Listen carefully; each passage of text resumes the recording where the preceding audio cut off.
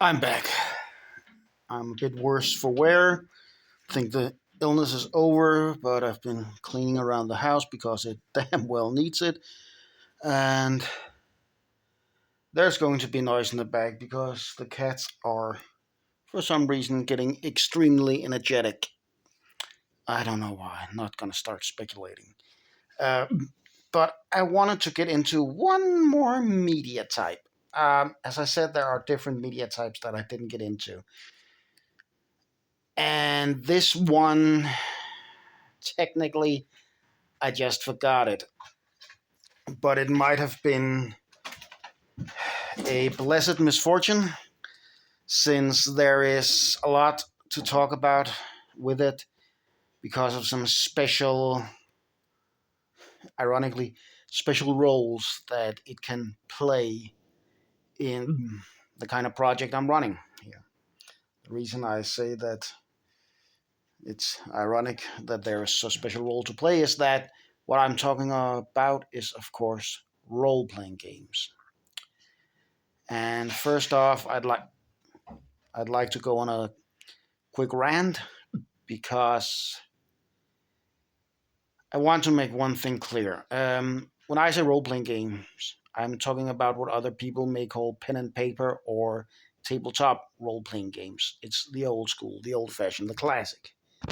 It's the stuff that more or less started with Dungeons and Dragons and then just exploded in the 80s and died down at the end of the 90s and in the early 2000s, and then has had kind of a resurgence these last 5 or so years.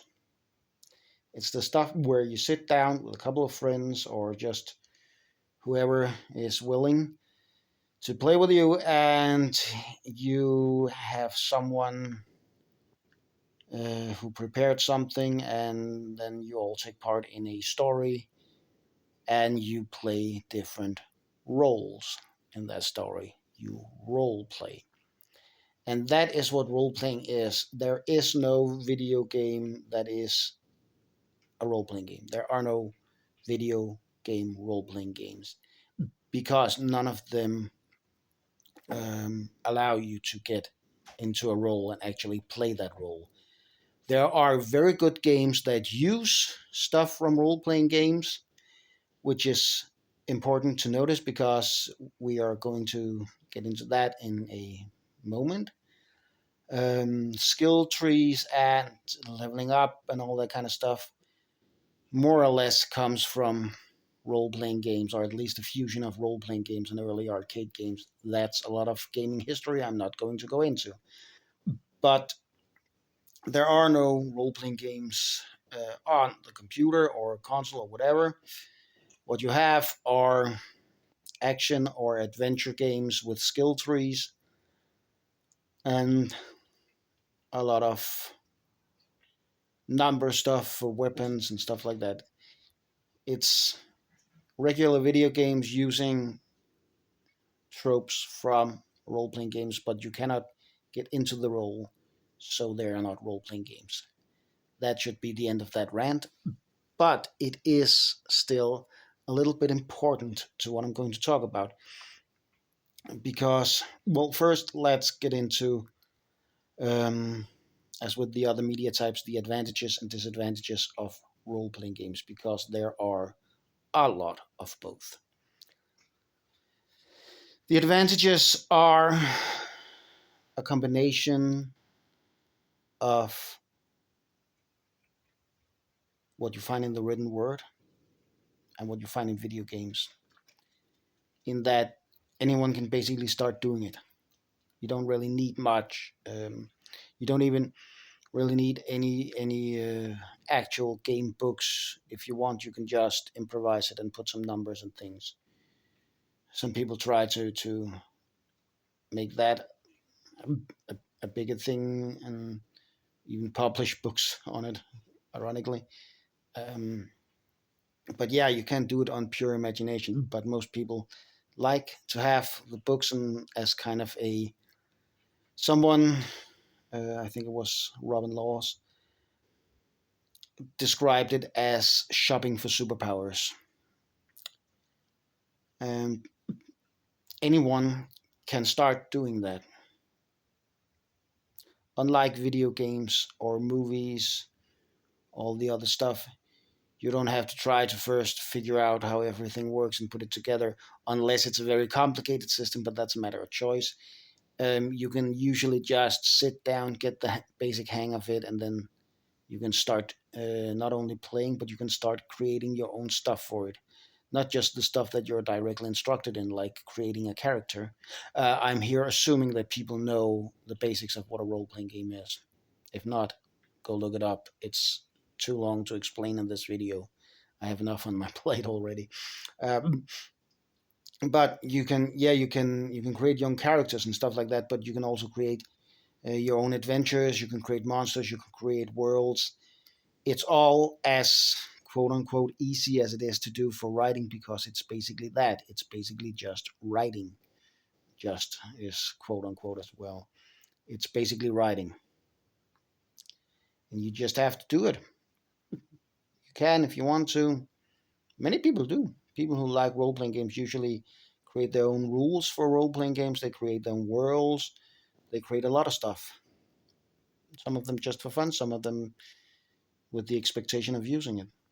Some of them with the expectation of selling it. So in that regard, it is very much like writing. But like video games, it is interactive. You are not a passive observer. You get to take part in it and decide how the story unfolds, at least as much as your power in the game allows you to. It is wholly immersive when done well, at least. And it allows a deeper dimension to the entertainment.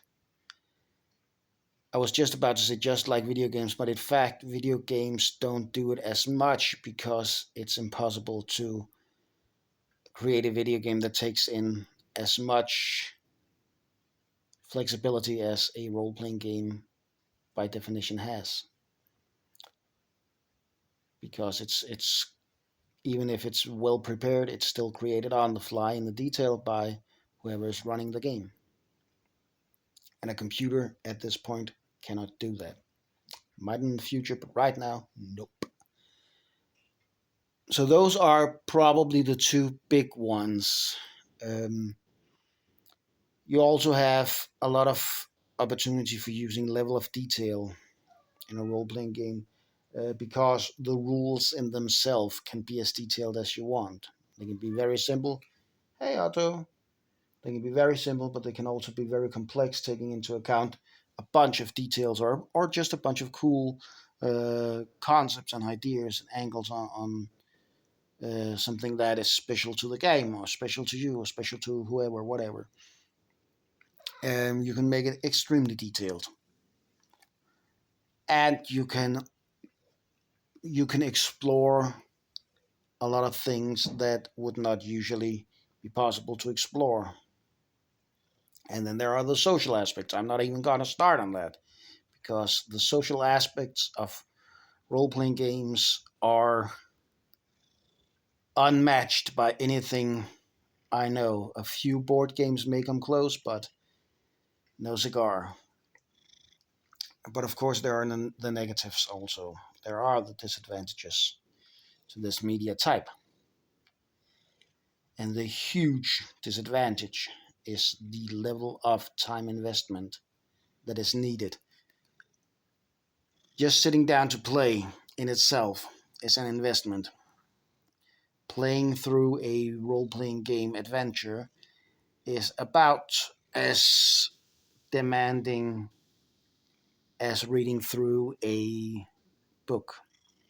You can have a short book, you can have a long book, but you're not going to sit down and read a book as fast as you watch a movie, or even as fast as you play a game. Most video games I hear, oh, it's got 20 hours of fun in it. Yeah, well, most role playing games, if you can handle it in 20 hours, it's a short one. But that requires a lot of time investment. But that investment pales in comparison to the investment of the person or persons running the game, because that is an immense task. And everybody who plays a game ever should try to take on that task, just so that they will feel that they will know how it is to do when they sit as the player. They will get a totally new perspective on things. And of course, there are the limitations that sometimes you have to explain things, and that can kind of stop everything. There are social interactions that can be complicated, especially if you're not playing with people you know very, very well. Sometimes you'll be surprised at the problems that can occur when you give people superpowers, even if they are fictional superpowers for fictional characters. Things can go awry pretty quick. And the fact that they are not as limited in their actions as they are in a video game just means that they can cause a whole lot more chaos. But the reason that role playing games are special in this regard is the way they are made. Because a role playing game is made from basically rules and background information. The rules are trying to show how things work in this kind of story. That's not just a matter of trying to make guns or swords or like behave realistically. It's also a matter of how you want the emphasis to be. Do you want characters to be able to do amazing things? Do you want them to be downtrodden? Do you want them to be rewarded for doing something crazy? Do you want them to be rewarded for staying smart and careful? You fine tune it to the genres you want, and you can tamper and um, what's the word? Tinker with that genre in insane ways. But the rules are rules. Even if you sometimes choose to overlook them, they guide how something works. And if you need to figure out how something works, you can look at the rules. And then there's the background information. That's basically world building. You can create extensive worlds, or you can create basic worlds with all that you need to improvise on the spot. But you are creating worlds, and you do need to create them to some extent, even if it's just a few notes on scraps of paper. You do need to create them to some extent so you know what you're dealing with, unless you are an amazing person at improvising. But why is that important? Because if you have the rules for how a world works, and you have the background information about what is in the world, then you have tools, and those tools can be used to create other things. They are immediately designed to create adventures within the role playing game. Yes. And if you do it right, you can create amazing adventures very easily, because you already have the hard stuff done in rules and background information. But you can also go beyond that. You can use the rules and the background information as a foundation for writing stories. You can use it as a foundation for creating video games. You already have a lot of the math, um, the stuff that's not about actually making the visuals. You already have skills and how things fit together. You already have that in the rules, which is why a lot of video games that came out in the late 90s tried to either mold themselves along um, role playing game rules, taking it as inspiration, or just flat out try to make a game based on existing rules. There are plenty of role playing games out there that have had video games made using their rules. So what you add is quote unquote just some visual and audio um, programming to put something on the screen and some interactivity, and how the world works in the game is already handled for you by the role playing game. And from there, it's just a spit and a hop to movies. We recently had the first truly good, or I'm not going to praise it too much. I enjoyed it, but the truly not bad Dungeons and Dragons movie, which is probably the first one to really do a good job on turning a role playing game into a movie. I think there have been, I know there have been others with Dungeons and Dragons, and they are almost universally horrible. But I also think that a couple of other role playing games had some tries back in the 90s and early 2000s, but it usually didn't work out that well. But if you have all the background information, you have what you need to start making a movie. The filming stuff, the practical stuff, that's another matter, just as it is for video games. But you have a coherent world. You may even have adventures in that world that you can just slap right into the manuscript and start working on from there. You know what things are in the world, and you can build on that. You do not have to start it from scratch. The same goes for, of course, comics and radio plays and the like. But the point is that with a well defined role playing game, you already have what you need to start the story side of anything else. You have the world and you have how the world works. Background information and rules. Background information, you have the world. Rules, you have how the world works. And you can put that together to make something coherent. Which is why creating a role playing game is going to be more important to this project than it would otherwise have any right to be. Role playing game is not going to be the centerpiece of any media empire.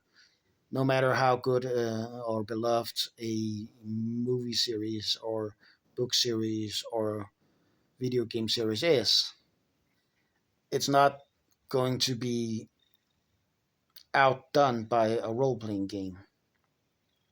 There are role playing games for Firefly, for Doctor Who, for Indiana Jones. There is a very much thriving role playing game series for Star Wars.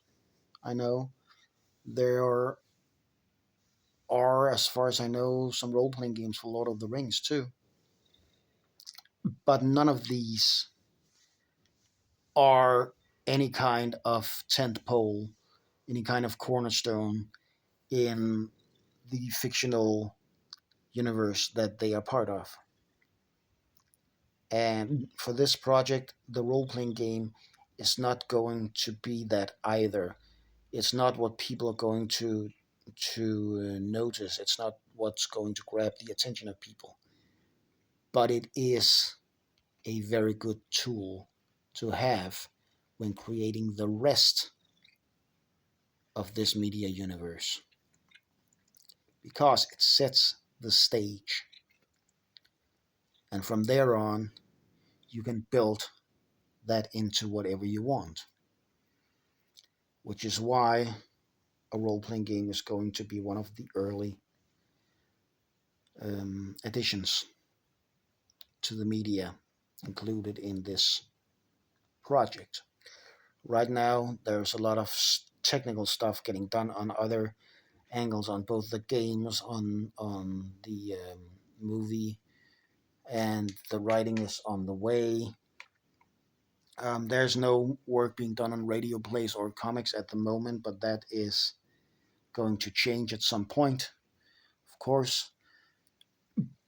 But all of these things are very technical and very much tools for creating what is going to be created later. Because the role playing game is going to set the stage for the fictional universe. And that is the role that a role playing game can play.